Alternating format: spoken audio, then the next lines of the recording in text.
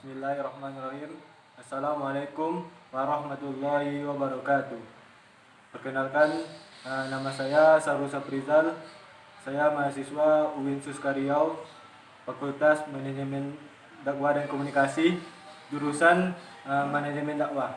Baiklah, di dalam video ini saya akan menjelaskan tentang sejarah manajemen Islam pada masa Khalifah Rasyidin.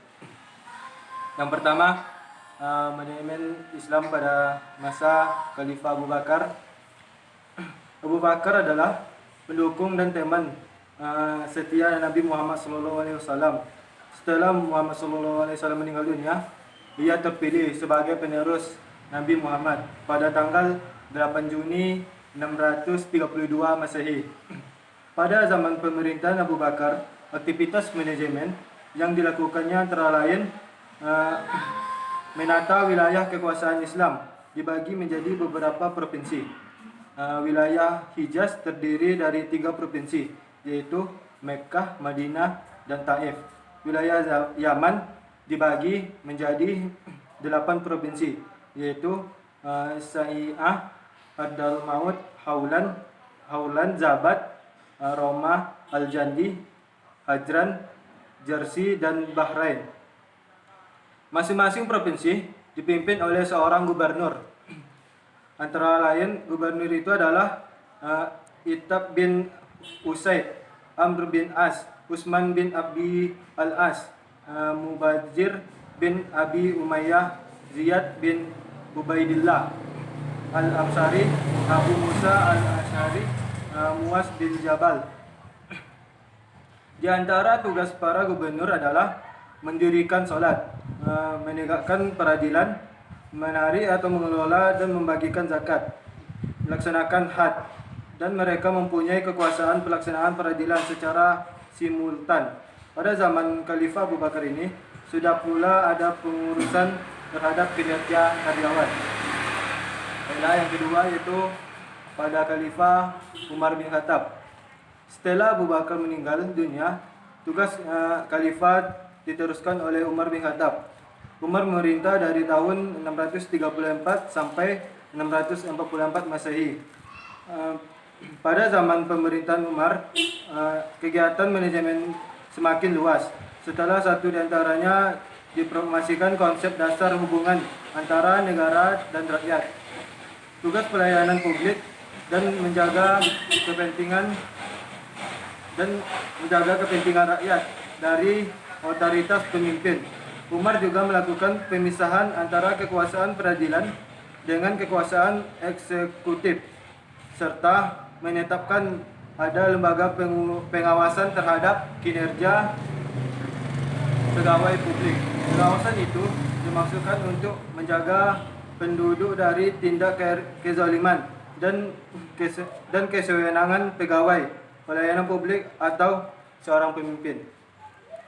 Yang ketiga yaitu pada masa Khalifah Utsman bin Affan. Utsman bin Affan terpilih sebagai khalifah ketiga menggantikan Umar bin Khattab. Ia menjadi khalifah dari tahun 644 sampai 655 Masehi. Pada zaman Khalifah Utsman bin Affan, pertama-tama kegiatan manajemen yang dilakukannya adalah menjaga dan melestarikan sistem pemerintahan yang sudah ditetapkan oleh Khalifah Umar bin Khattab. Khalifah Utsman lebih mengakomodir keinginan rakyat ketika mereka meminta untuk mencopot dan melanggar pemimpin mereka. Paling tidak ada tiga gubernur dilanggar atas permintaan rakyat, yaitu Mukrih bin Su'bah, gubernur Kufah, dan menggantikannya dengan Walid bin Uqbah.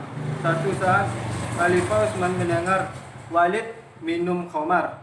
Lalu Khalifah Utsman memanggilnya ke Madinah, kemudian memberi had bagi Walid dan mencopotnya dari posisi gubernur.